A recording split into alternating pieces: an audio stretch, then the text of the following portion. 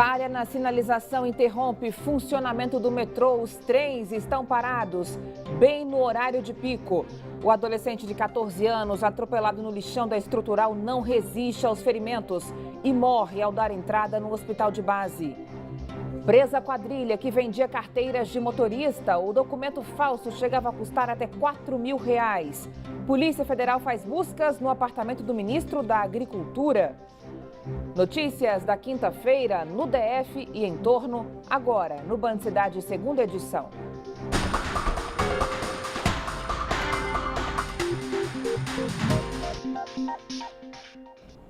Olá, boa noite para você, seja muito bem-vindo. Foram presos hoje integrantes de uma quadrilha que vendia carteiras de motorista. De acordo com as investigações, os documentos eram fabricados no Pará e concedidos sem que os candidatos passassem pelas provas e exames necessários. O Detran desconfiou do esquema por causa do grande número de pedidos de transferência das carteiras para o DF. Veja. Entre os presos, esta mulher, dona de uma clínica que fazia exames médicos necessários para obtenção de carteira de motorista. Segundo a Polícia Civil do DF, a empresa dela servia de ponte entre o comprador da carteira falsa e a organização criminosa responsável pela emissão ilegal dos documentos, que custavam entre R$400 a R$4.000. Os clientes concordavam, eles passavam isso para uma pessoa que era o vendedor, que recebia o dinheiro. O vendedor passava isso para as clínicas, para a clínica e para as autoescolas, que produziam os documentos falsos, e eles todos encaminhavam isso para uma pessoa no estado do Pará, onde eram produzidas a Carteira Nacional de Habilitação, e, passado algum tempo, eles tentavam transferir essas carteiras para o Detran do Distrito Federal. Além da mulher, o delegado informou que outras 8 pessoas foram presas preventivamente. 10 mandados de busca e apreensão foram cumpridos. As investigações apontam que a associação criminosa atuava aqui no DF e em outros 3 estados. As carteiras de habilitação ilegais eram feitas no Pará e vendidas para pessoas que desejavam se tornar motoristas sem passar nos exames aqui no DF, em Goiás e Minas Gerais. As investigações foram iniciadas em 2016, mas a polícia e o Detran do DF encontraram indícios de que a organização criminosa atuava desde 2011. Desde então, pelo menos 600 carteiras de motorista foram emitidas de forma ilegal. São pessoas que geralmente não conseguem passar nas provas teóricas e práticas e que no dia a dia, na atividade do Detran, o Detran trabalha, faz auditorias no sentido de estar identificando essas pessoas, encaminhando a Polícia Civil para que tire de circulação esse tipo de quadrilhas. Então ela não pensa nas consequências, ela faz a aquisição de uma carteira, não está ali capacitado para dirigir, assim como aquelas que dirigem sem carteira também. A pessoa coloca em risco a segurança dele e dos demais usuários das vias. Os envolvidos irão responder por falsificação de documento público, associação criminosa e corrupção passiva.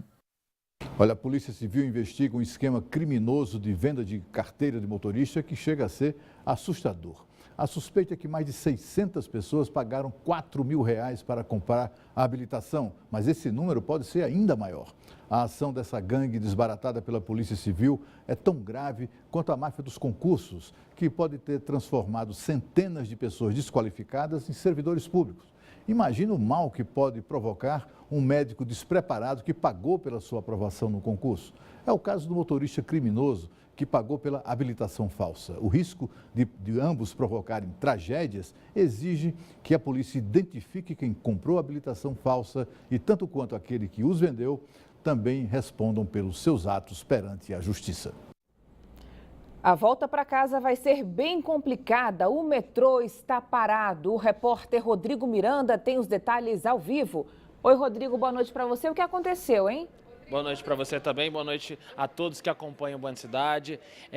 O problema foi um problema de sinalização lá no metrô e por conta disso não tem nenhum metrô rodando aqui neste momento, um momento crítico, que é a volta para casa aí da população. Então, neste momento, a estação da rodoviária lá, a estação central, está fechada, pegando muitos passageiros de surpresa. A gente tem algumas imagens que já estão na tela aí, algumas pessoas chegando lá e encontrando o sistema parado, não tem metrô nenhum rodando. O metrô informou neste momento que já solucionou esse problema de sinalização aí, mas ainda não há nenhuma previsão de quando os vagões vão voltar a circular e levar as pessoas para casa aí. Por conta disso, a volta para casa vai ser muito complicada sim, porque quem não está conseguindo pegar o metrô vai tentar pegar o ônibus e aí vai sobrecarregar o sistema e a volta para casa vai requerer paciência aí da população. Eu volto ao estúdio com você, Carol. Obrigada, Rodrigo. A Polícia Federal cumpriu mandados aqui em Brasília e em Florianópolis num caso de desvio de verbas que deveriam ser usadas em cursos de educação à distância da Universidade Federal de Santa Catarina. O prejuízo gira em torno de 80 milhões de reais. Entre os detidos está o reitor da Universidade do Estado. A Justiça Federal determinou que a Unidade Central da Coordenação de Aperfeiçoamento de Pessoal de Nível Superior daqui de Brasília forneça acesso integral aos dados dos repasses para os programas de educação à distância da Universidade Federal de Santa Catarina. A ação da Polícia Federal é um trabalho conjunto com a Controladoria Geral da União e Tribunal de Contas da União. O objetivo dos trabalhos é desarticular uma organização criminosa que supostamente desviou recursos para cursos de educação à distância da Universidade Federal de Santa Catarina. Esses fatos já vinham acontecendo há algum tempo. Nós estamos levantando toda a extensão em termos de beneficiários desse esquema. Todos os envolvidos terão ampla oportunidade de apresentar seus esclarecimentos ante tudo aquilo que nós levantamos. O reitor da universidade, Luiz Carlos de Olívio, foi preso na ação. A PF calcula um desvio de cerca de 80 milhões de reais. Pelas investigações, docentes da UF de Santa Catarina, empresários e funcionários de instituições e fundações parceiras teriam atuado para o desvio de bolsas e verbas de custeio por meio de concessão de benefícios a pessoas sem qualquer vínculo com a universidade. Em nota, a direção da Universidade Federal de Santa Catarina informou que ficou surpresa com a prisão do reitor Luiz Carlos de Olivo. Disse ainda que a administração da instituição mantém uma postura de transparência para atender às melhores práticas de gestão. Finalizou dizendo que aguarda mais informações sobre a operação da Polícia Federal para apresentar novos esclarecimentos. A Coordenação de Aperfeiçoamento de Pessoal de Ensino Superior, CAPES, informou que prestou todos os esclarecimentos solicitados, assim como colocou à disposição as informações sobre a oferta do programa na Universidade Federal de Santa Catarina.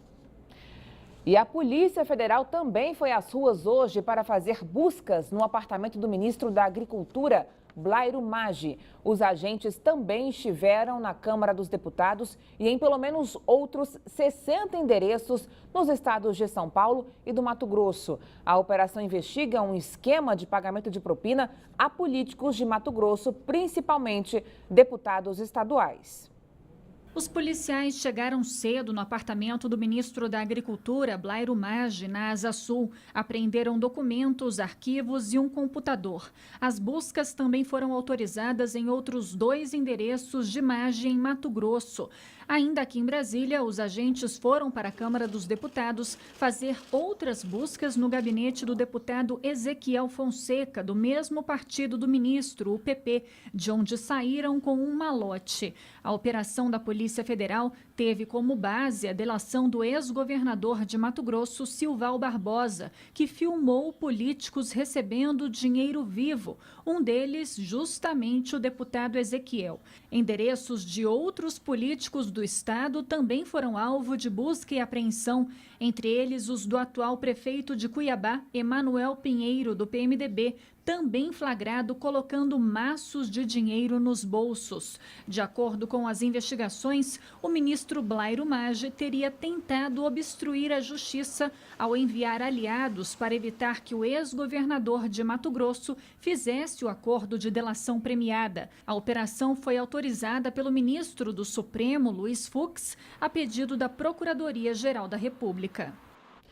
Em nota, o deputado filmado levando o dinheiro afirma que nunca solicitou qualquer quantia ilícita de quem quer que seja em troca de apoio político e garante, abre aspas, tampouco me foi entregue dinheiro para esse fim.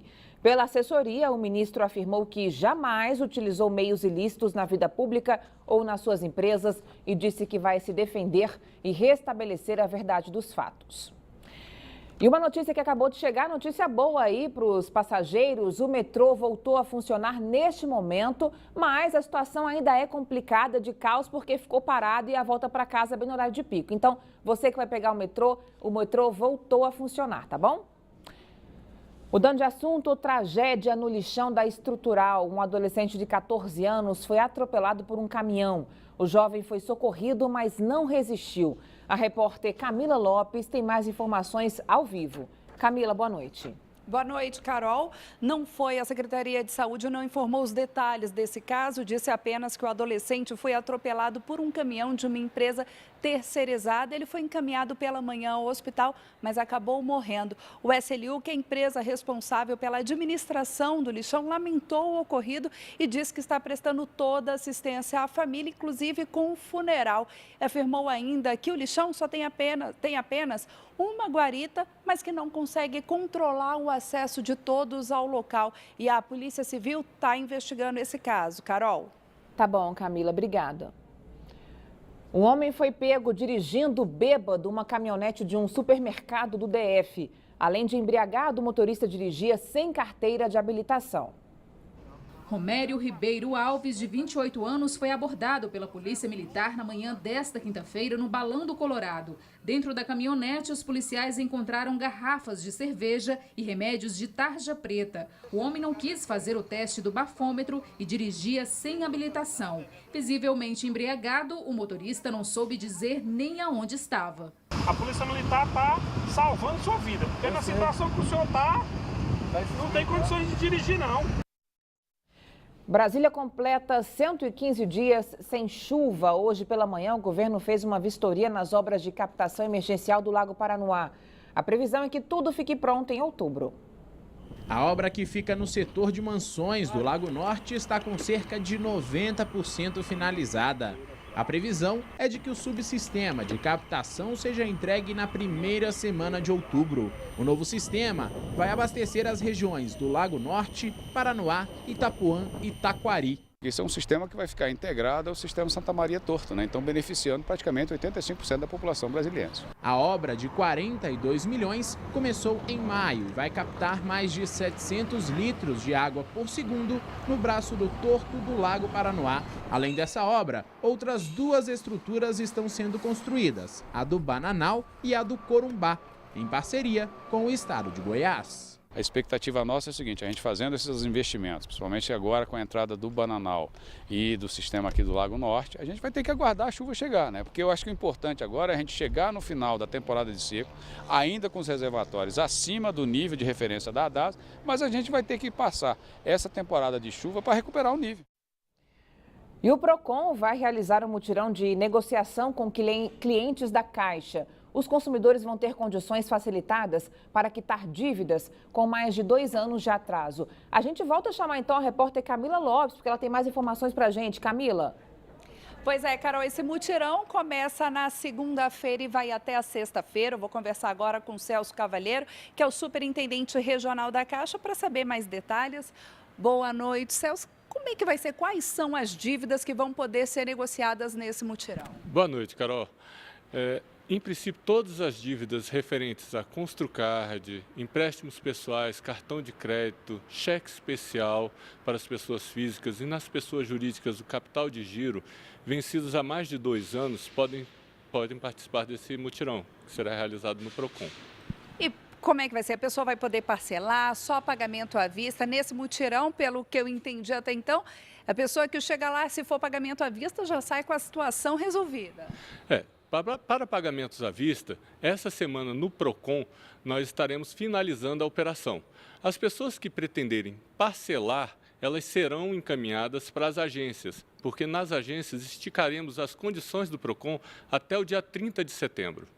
E como é que fica a documentação? Precisa levar alguma coisa? O que deve ser apresentado nesse momento? O que pedimos é que as pessoas compareçam com RG, CPF e comprovante de residência, apenas para comprovar a pessoa e atualizar o cadastro, porque são dívidas antigas, então as pessoas podem estar com o cadastro atrasado.